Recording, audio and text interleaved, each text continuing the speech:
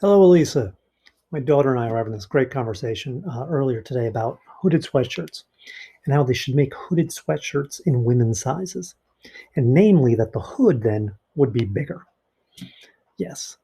So she contends that women need larger hoods than men. I don't know. I think this is all about hair and the ponytails and all that type of stuff. And I don't know, but it was a spirited conversation. So when you're thinking about your sweatshirts, women's cut of the hood. I don't know. Anyway, so what I have for you guys, oof, joke of the day. Oh my goodness, joke of the day. So, what do you get when you're stuck between two llamas? You get laminated. Yeah. Anyway, all right. So, what I have for you today is well, we're not going to do much in terms of starting something new since this is, the last day before break. So, what I have for you is a little bit about John F. Kennedy and Jackie Kennedy as you're due now, looking at fashion. So, Elise, you're welcome. Yes. Um, so yeah, so check that out. I think you'll find it kind of, interesting, kind of fun looking at lots of dresses. In particular, Jackie Kennedy is usually seen as the fashion icon, but I want you also to talk about Jack Kennedy. And President Kennedy, his own sense of style is just as influential as Jackie's fashion sense. You'll also see that I have basically assigned your next paper. And so it's due 2 weeks after we get back. So you've got 3 weeks from now. But if you're looking for something to do over the break, something to read, it's there. Um, so basically, you're looking at the National Endowment for the Arts, which was an organization created in the 1960s by Lyndon Johnson as part of something he called the Great Society.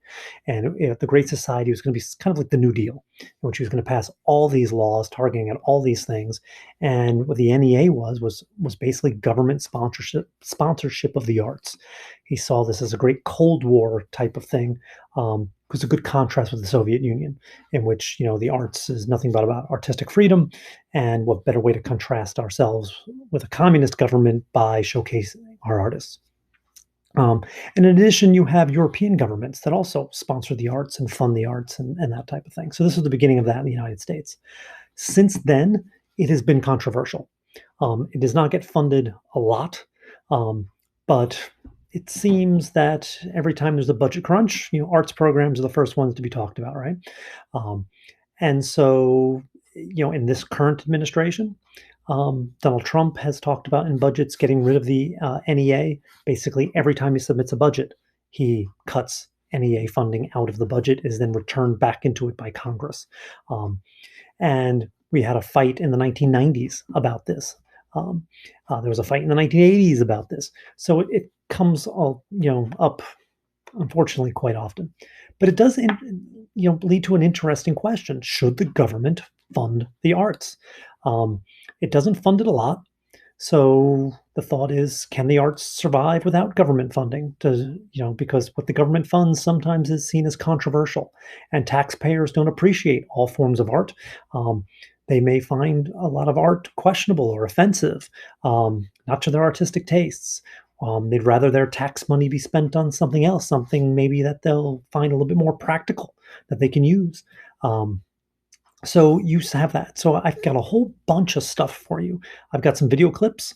I think one video clip from a CBS Sunday morning program, and it actually opens with a bunch of students playing music. And you'll notice, well, maybe you don't notice. It's been a couple of years now, but there's a Ridgewood student in there. So you have that. You also have stuff from the other side, the other argument, right? So that better things we can do with our money.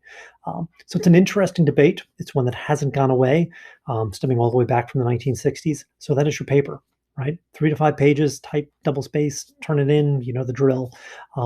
Basically, what role should the government play in funding the arts? Should the government fund the arts? That type of thing, right? So there's that. Hope you have a great break. Rest up, get healthy if you're not. Stay safe, stay smart, and I'll see you guys in a week. Yeah, enjoy.